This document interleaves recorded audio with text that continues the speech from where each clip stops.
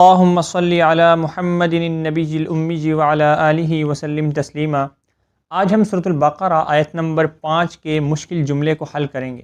سورۃ البقرہ آیت نمبر 5 کے اندر اولئک جو جملہ ہے یہ بہت زیادہ اہمیت کا حامل ہے۔ یہاں پر عموماً بعض لوگ غلطی کر جاتے ہیں۔ دو طرح کی غلطی یہاں پر کی جاتی ہیں۔ پہلی غلطی، بعض لوگ یہاں پر حمزہ کو لمبا کر دیتے ہیں اور پڑھتے ہیں اولئک۔ تو کیا یہ ٹھیک ہے؟ نہیں، یہ غلط ہے۔ دوسری غلطی، بعض لوگ لفظ لام کے اندر لمبائی کی مقدار میں کمی کر دیتے ہیں اور پڑھتے ہیں اولئک۔ کیا یہ ٹھیک ہے؟ نہیں، یہ بھی غلط ہے۔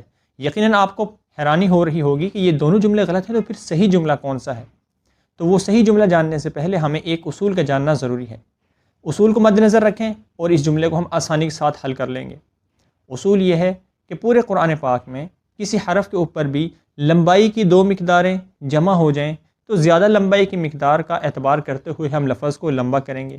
تو اب ہم اس جملے میں کی جانے والی جو غلطیاں ہیں پہلے انہیں ٹھیک کر لیتے ہیں۔ ان میں جو غلطیاں ہیں وہ پہلے بتاتے ہیں کہ ان میں یہ غلطی کی جاتی ہے، پھر جو ہے ہم اس جملے کو صحیح کرتے ہیں۔ پہلی غلطی، اولئک میں حمزہ کو لمبا کرنے والے جو لوگ ہیں وہ یہاں پر یہ تصور کرتے ہیں کہ یہاں پر واؤ کو پڑھا جائے گا، لیکن یہاں پر واؤ کو نہیں پڑھا جائے گا، کیونکہ واؤ کے اوپر زبر، زیر پیش کوئی بھی حرکت نہیں ہے۔ یہ واؤ صرف لکھنے میں آئے گا، پڑھنے میں نہیں آئے گا، تو اس لیے یہاں پر واؤ کو لمبا نہیں کیا ہے، حمزہ کو لمبا نہیں کریں گے، واؤ کے ساتھ نہیں ملائیں گے۔ دوسری غلطی، لام کی لمبائی کی مقدار میں ہم کمی کر دیتے ہیں۔ یہاں پر کیسے کرتے ہیں؟ اولئک، حالانکہ یہاں پر لام کو زیادہ لمبا کرنا ہے۔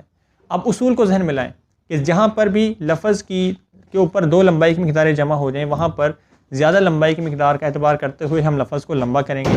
تو یہاں پر آپ دیکھیں کہ لام کے اوپر کھڑا زبر بھی ہے اور مد بھی ہے۔ تو یہاں پر کھڑا زبر کی جو مقدار ہوتی ہے وہ ہوتی ہے 2 الف کے برابر، اور بڑے مد کی لمبائی کی مقدار ہوتی ہے 5 الف کے برابر۔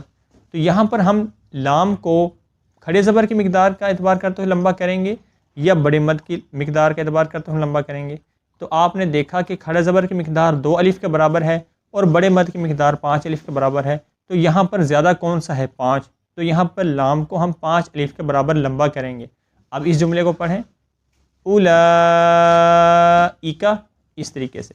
اب حمزہ کو تو واؤ کے ساتھ ملائیں گے نہیں، کیونکہ واؤ یہاں پر صرف لکھنے میں آئے گا، پڑھنے میں نہیں آئے گا، اور لام کو ہم 5 الف سے کم کر دیں گے تو یہ غلطی میں آئے گا، ٹھیک ہے؟ 5 الف کے برابر ہم نے کم سے کم لمبا کرنا ہے، اولئک۔